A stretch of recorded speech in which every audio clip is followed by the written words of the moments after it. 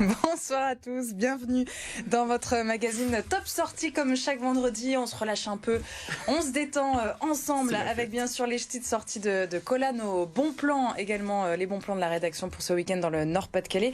Et notre invité originaire d'Armentières, voilà pourquoi on a le sourire, il est saltimbanque, chanteur, danseur, poète, humoriste sur la scène du Splendide le 22 janvier prochain. Giovanni, révélé notamment à la télévision, est avec nous ce soir. Bonsoir Giovanni. Mais bonsoir, je suis très content. Enfin, je suis pas sûr que les gens me reconnaissent avec le masque, mais oui, c'est moi. On peut vous découvrir sur scène. Mais oui, il faut venir. Merci beaucoup d'être avec nous, d'avoir répondu à notre invitation. Et Xavier Silly nous accompagne également en plateau. Bonsoir Xavier. Bonsoir Marie, bonsoir à vous Giovanni. Et bonsoir à tout le monde. Voilà, je suis très content. Bon, on découvre en quelques secondes votre univers. On va en parler ensemble. Mon grand-père m'a appris plein de choses. Le cirque, le cabaret, le théâtre, le cinéma. Il m'a appris à grandir, à écrire, à faire des bêtises. La plus grande bêtise que j'ai pu faire, c'est de grandir.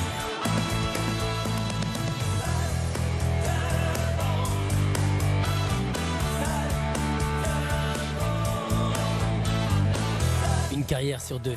Papy la commence, moi je la finis. Je m'appelle Giovanni et je suis le dernier saltimbanque. Ah, ça dépote. On peut le faire. J'espère. Ça dépote, ça donne envie. Applaudissements. Beyoncé m'a tout piqué. Comment on peut définir justement votre monde à vous? On peut pas. Moi-même j'ai du mal à le définir. Non, je pense que c'est un univers fantasque. On appelle ça pas un humoriste, mais un performeur dans le sens de la performance pluridisciplinaire. Voilà. Et saltimbanque. Donc ça vous correspond pourquoi le dernier aussi saltimbanque? Parce que c'est ce qu'on parlait tout à l'heure, c'est que il y a plus de saltimbanque, c'est saltimbanco, c'était sur le banc pour se rendre en spectacle et à l'époque le saltimbanque, voilà, il savait justement tout faire. Donc si la foule voulait qu'il chante, il chantait. S'il voulait qu'il se contorsionne, il faisait un numéro de contorsionniste. Et donc voilà, c'est l'idée de pouvoir proposer un spectacle complet. Et aujourd'hui, dans le milieu de l'humour, c'est vrai que on est plus sur le stand-up. Voilà, il y a plus vraiment 2 spectacles d'humour avec un gars qui sait vraiment faire plein de choses. Le côté saltimbanque est fait pour faire rire aussi. Et on le voyait dans le teasing, c'est Pépé, grand-père qui vous a donné un petit peu le goût. Bien sûr. Mon grand-père m'a donné envie et je pense que j'ai hérité un peu de cet ADN de comique, de amuseur public. Et donc voilà, j'en parle beaucoup dans le spectacle. Et en réalité, je parle du papy en général. C'est-à-dire qu'au départ, je voulais parler de mon grand-père. Je me suis dit, mais c'est complètement barge de parler d'un grand-père que personne ne connaît. Tout le monde me dit mais on s'en fout, on connaît pas trop. Il a pas un nom commun. Et en fait voilà, les gens maintenant quand ils sortent du spectacle, ils se disent ouais, mon grand-père il doit être comme ça aussi. Donc voilà, c'est le côté papy sympathique. C'était quoi votre enfance justement du côté d'Armentières à l'époque? Armentières, moi j'ai tout vécu à Armentières. Je fréquentais beaucoup les rues, donc du coup j'étais toujours dehors. Et Armentières, j'ai commencé d'ailleurs à l'école Saint-Charles d'Armentières. Puis après j'étais à l'IFA Armentières dans la filière. C'est déjà saltimbanque en classe. À Saint-Charles, j'ai commencé vraiment là-bas et puis j'ai découvert réellement à travers l'atelier cirque et l'atelier théâtre du collège. C'est comme ça que j'ai développé. Puis la semaine, j'étais dans les ateliers artistiques. Les profs me disaient toujours bon niveau, mais doit se concentrer. Il n'y a pas que le spectacle dans la vie. Et le week-end, j'étais devant le Vivat d'Armentières, le fameux théâtre où je répétais mes sketchs et alors. Voilà. Vos personnages, qui sont-ils? On en voit beaucoup dans le spectacle. Il y a moi, et puis moi et moi. Les gens pensent que je suis schizophrène, mais on est plus nombreux que ça. C'est assez clownesque en tout cas. C'est très clownesque. C'est volontaire de garder un esprit ancien, mais un peu dépoussiéré, remis au goût du jour. Donc quand je fais du mime, je fais pas la porte ou la valise ou le même morceau, mais voilà. Donc quand on voit dans la bande-annonce, je reprends Single Ladies de Beyoncé, mais je saute dans le public, je joue de la guitare. Enfin voilà, c'est un peu complet. Vous êtes musicien aussi. Musicien, voilà, et puis artiste complet. Complet. On peut lire dans la presse, Giovanni, Monsieur 100 000 volts, l'OVNI de l'humour, le Jim Carrey du Nord aussi. Il m'a tout piqué aussi, lui. Pareil, des surnoms, vous êtes d'accord avec ces surnoms-là? Je pense que les Français, l'homme en général a besoin de mettre une étiquette sur quelque chose, dans une case. Voilà. Donc ouais, je suis catégoriser. Pas facile cataloguer, à dire. Cataloguer, on va dire cataloguer. Et on va cataloguer ça. Ouais. Et donc du coup voilà, on me dit voilà Jim Carrey français par rapport aux grimaces, à l'énergie et tout ça. Mais c'est ce que je dis toujours. J'espère qu'un jour les gens diront tiens il fait du Giovanni. Voilà. Ah, peut-être qu'ils se le sont Oh déjà. là là, Ils monsieur. n'arrivent pas à parler C'est aujourd'hui. pas facile à dire. Heureusement que je suis là quand même, non? Moi je propose de faire que les onomatopées. Parce que vous avez fait la France à un incroyable talent. Oui. Alors du coup ça a dû bien booster votre carrière aussi. C'est la découverte avec la télévision, la France un incroyable talent. Il y a longtemps, hein, je n'avais pas encore de barbe. En 2010, il y a 12 ans déjà. Donc ouais, ça fait un moment. Et ça a été ma première rencontre avec la télévision. Et puis c'est là où tout a un peu commencé, quoi. Où j'ai commencé à côtoyer le milieu en vrai. Et donc voilà, maintenant je m'amuse beaucoup à faire d'autres télévisions et c'est chouette. Ça a bien lancé la carrière. Ça a bien lancé, ouais. Bah, c'était l'occasion en tout cas dans le Nord de montrer qui j'étais déjà, de me faire connaître un peu. Et puis à travers le public, à travers le milieu professionnel, pardon, ça a été le moment où voilà, j'ai pu commencer à comprendre comment fonctionnait le métier. Faire des contacts, etc. Ouais, voilà, c'est ça. Et notamment, je me permets juste Jean-Philippe Janssen, qui est un de vos très bons amis. C'est un très bon copain. Bah, on a commencé dans la galère ensemble d'ailleurs. Quand on faisait Avignon, je jouais juste après lui, quoi. Donc on flyait, on bourlinguait dans les salles, dans les rues, pardon, pour remplir nos salles. Donc voilà. Et puis et la crise sanitaire, ça n'a pas trop stoppé. C'est que c'est pas évident de se faire une place. Il y a beaucoup d'humoristes aujourd'hui. Pour le coup, la rencontre avec le public n'était pas possible. On était confinés. Moi, je me suis dit, c'était compliqué de se montrer. Ouais. Donc plein de dates ont été reportées. Là, je continue avec ce spectacle jusqu'à fin 2022, je crois, quelque chose comme ça. Donc oui, mais je suis revenu aux fondamentaux. J'ai recréé autre chose. Au départ, j'ai écrit une chanson, puis le confinement a duré. Donc du coup, j'ai écrit un album.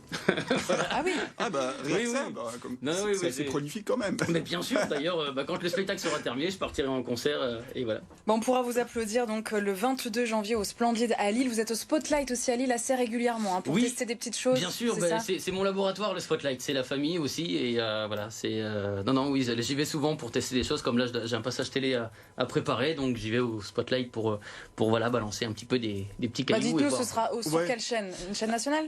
Oui. Vous voulez pas dire? Je sais pas si je peux le dire, mais voilà. Mais normalement, c'est sur Culture Box. Voilà, je dois préparer un passage sur Culture Box. Voilà. Et en tout cas, on est là pour vous soutenir, Giovanni. Donc on vous souhaite une très belle année 2022. Vous restez avec nous, bien sûr. Bien, avec plaisir. Pour la suite du magazine. Vous m'avez accroché au truc, donc. Je suis trop content.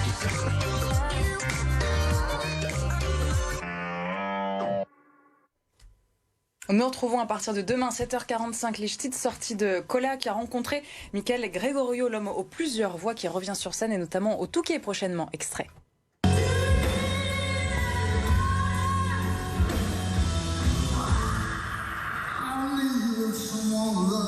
Tu maîtrises combien de voix aujourd'hui? Une seule. La mienne, voilà. Tu as bien vu le spectacle, oui. C'est ça l'idée. Tu touches du doigt combien de voix alors? Non, mais disons que c'est vrai que j'ai toujours du mal avec cette idée de répertoire. Ouais. Parce que je trouve que j'ai jamais vraiment la voix d'un tel ou d'un tel. Ça va matcher sur tel titre, sur tel morceau. Et puis ça match aussi parce que parfois c'est une caricature et c'est de la parodie. Si Soprano chantait vraiment comme une soprano, il chanterait comme ça.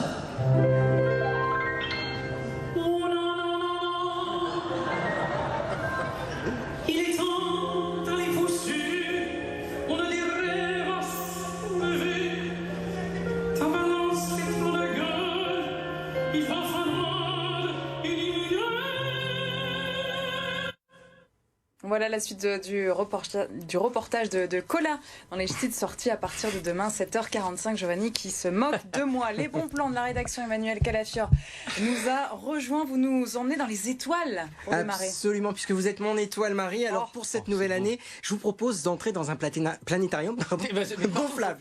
C'est comme ça. C'est clair. C'est à Valenciennes. C'est dans le cadre de l'exposition Les Méduses de la Lune, une exposition à partir de 8 ans pour toute la famille. Et c'est samedi à 15h. Un petit peu de musique aussi, ce sera dimanche à Saint-Verc. C'est le musée de la vie rurale qui organise le premier concert de l'année et je vous le donne en mille, le concert s'appelle le concert de la galette, bien entendu.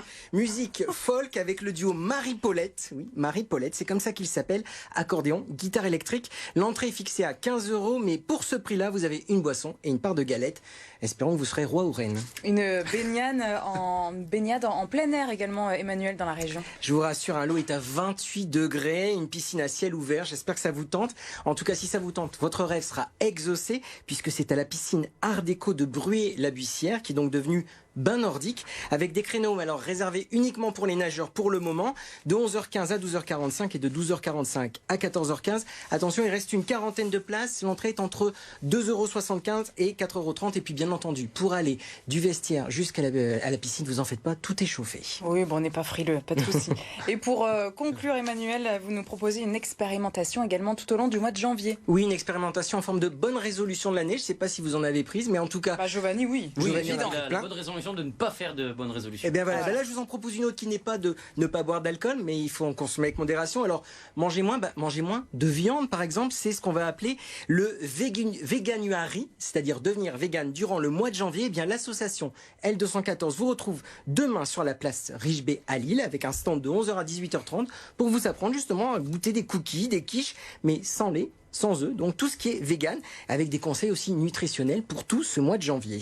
Ça, c'est un bon plan sorti du coup, Emmanuel. C'est un bon plan sorti, je vous emmène, on va pouvoir manger. Allez, on y va demain. D'accord, voilà. C'est particulier. Qu'est-ce qui s'est passé entre 2021 et 2022, Emmanuel? J'ai envie de perdre du poids, c'est tout simplement. En étant vegan, tout ça, avec le saucisson, le vin. Là, c'est fini, c'est fini. C'est tout.